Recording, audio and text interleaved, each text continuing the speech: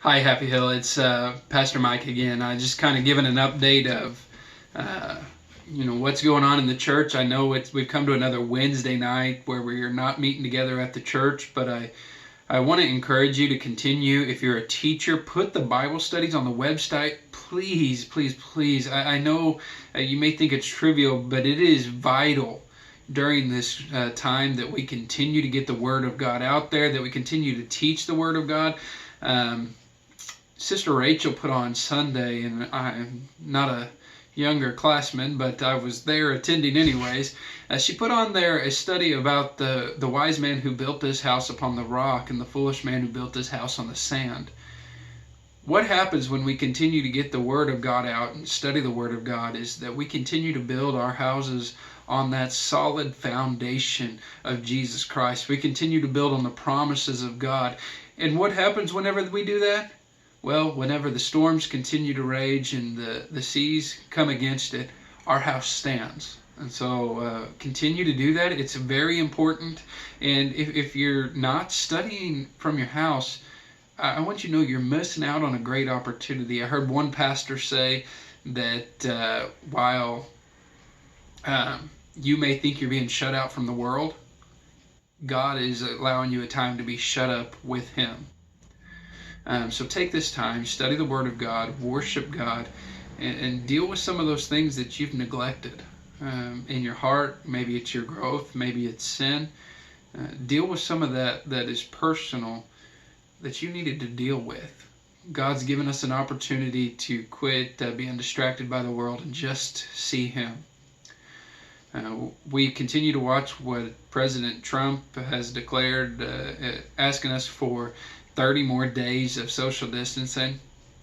Tomorrow I'm going to be meeting with the deacons, and we're going to kind of come up with a plan for our church.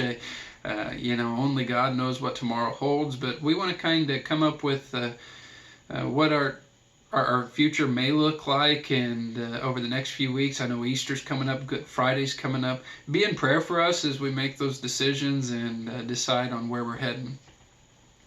In the meantime, we'll continue to put things on the website, but continue to serve one another. Help one another where you can. Reach out to those that have needs. We don't want any needs not being met if we can help it. The church has been given the means, and so we want to help. But also, while you're doing that, point them to God. We don't want to point them back just to Happy Hill Church. Don't want to just point them back to you, or don't want to give them a hope in toilet paper or a hope in money. We want to give them a hope in Jesus Christ. John 16:22 says, "So you have pain now, but I will see you again, and your hearts will rejoice, and no one will take your joy from you." What does that mean?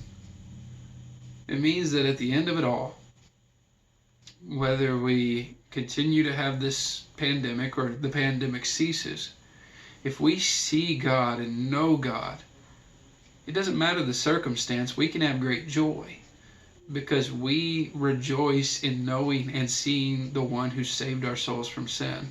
There was a pastor overseas that has the sickness, or had the sickness, and he was shut up with a couple of atheists, and the atheists also had the sickness who was quarantined with them.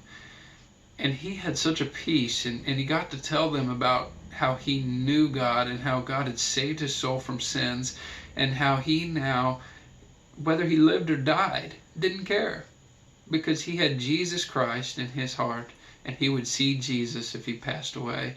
Well, they actually ended up getting saved in it. He pointed them to God. They got saved in it. They wrote to his family and told them about this. He did die, and today he has a greater joy than any one of us could imagine. It reminds me of the Moravian Church in the 1800s. They were on Robben Island, and they were in a leper colony. And these lepers had no hope. Nobody could tell them of, anything that would save them, because that was an incurable disease at the time. And so as in this leper colony, they began to tell them of the hope in Jesus Christ that would surpass their understanding, that would go beyond death, that would go beyond sickness. And it's reported that at one time the whole colony, who had never really had any joy because they didn't have any hope, began to join together in song and sing praises to God. That's my hope in all this.